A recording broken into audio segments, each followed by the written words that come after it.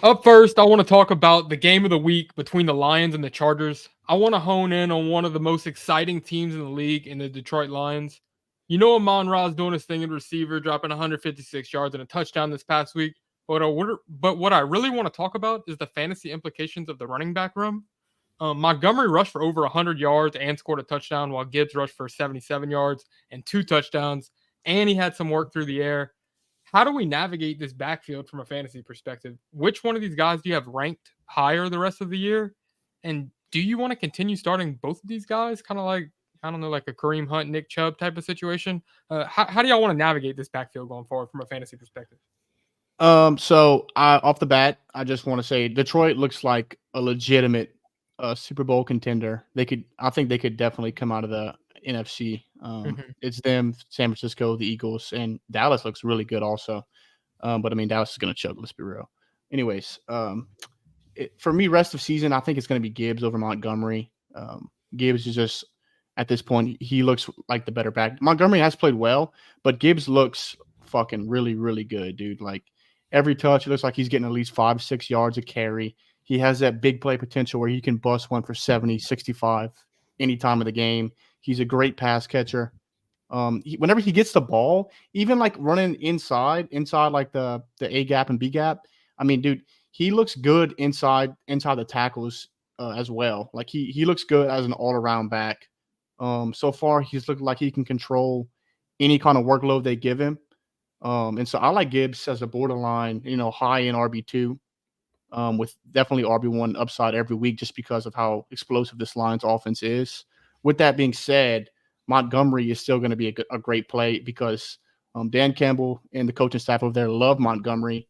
I think while Gibbs did see 2 touchdowns this week inside the red zone, I do think Montgomery will be Yeah. the short yardage back if they ever get a ball on, like, say, the 1 or 2 yard line. I think the obvious play is to throw Montgomery in there. He's really good in those short yardage situations, and so I think he's still going to be an RB2 rest of season as well. Yeah, so But I it do sounds like think, we think that they're both basically yeah, RB2s, but I think they're both. Yeah, go if ahead. we put like our bias to the side, how do you think they're being valued in the fantasy market? Like, do you think that like people are like getting kind of worried about Montgomery? Like, do you think he's a buy low or like Yeah, I think he could potentially be a buy low. I Yeah. think Gibbs' price is way too high now. buy low off of 100-yard game though? It's kind of like is it really a buy low? Like, Yeah, it's well, I like mean, this probably isn't the best week to do it. He did have a 75-yard touchdown run. So if you take that away and say, okay, let's give him a 20, 30-yard run, his stats aren't, he doesn't have that boom game that he has. He still has a solid game, but he's not dropping 20 plus fantasy points. With that being said, he's still an RB2 for me, and I think he's definitely startable pretty much every week just because the Lions' offense is so good. Yeah. I mean, I feel very similar. Like, if I have either one of them, it's going to be hard until I know for sure. Like, if I have Montgomery, it's going to be hard until I know for sure that, like, all right, I can't start him. Like, at this point, you just kind of have to start him because, like, yeah, he had a 74-yard touchdown, but, like, he still did it, So it's Yeah, yeah. like you can say, oh, if you take it away, but like he still did it. So I mean, at this point, I'm starting them both. If I had to pick, I'm picking Gibbs. But I mean, like, bro, even if they're in a bunch, like if they get in the red zone often, like Brennan said, I still think that Montgomery's going to be like the first and goal guy. Like I think he's going to get a lot of touchdowns. So. I mean, until further notice, you got to start them both, unless you have like Mhm. legitimate better options. But Yeah.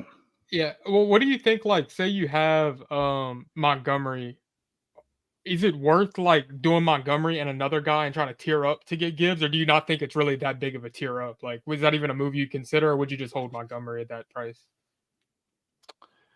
I'd probably hold just because while Montgomery's going to be an RB2 even with Gibbs out there, if Gibbs ever goes down or gets hurt, I mean he's an RB1 top And six that goes both ways, RB1. right? I mean, that Yeah, goes both both ways. with both guys. I mean, So I dude, their mean, O line is yeah, insane. Like, let's be real. This yeah, Lions O line is ridiculous. yeah, I mean, I'm not taking anything away from Monty, but like, look at the Bears. Like, he wasn't doing this, right? Yeah, that cat that they passed up on, Sewell, whenever Cincinnati they took Chase and Sewell fell to the Lions. The Lions felt like they got a steal in that left tackle. Dude's a baller. He's yeah. definitely like leading that offensive line. I think they took another one in this previous draft. So yeah, they're good up front and they're young up front. Yeah, Mhm. no, like their O-line's like elite, probably. Like Yeah. they're looking insane. So I Yep. mean, you really want if Gibbs, Monty both went down, you'd probably be looking for the next Yeah, the RB next to guy start. up. Yeah. Yeah, Craig Reynolds, I think it would be. Yeah. Yep. So I think we're all on the same page. I think they're both RB2s going forward. If you got them, either one of them, I think you're pretty happy about it. Yep.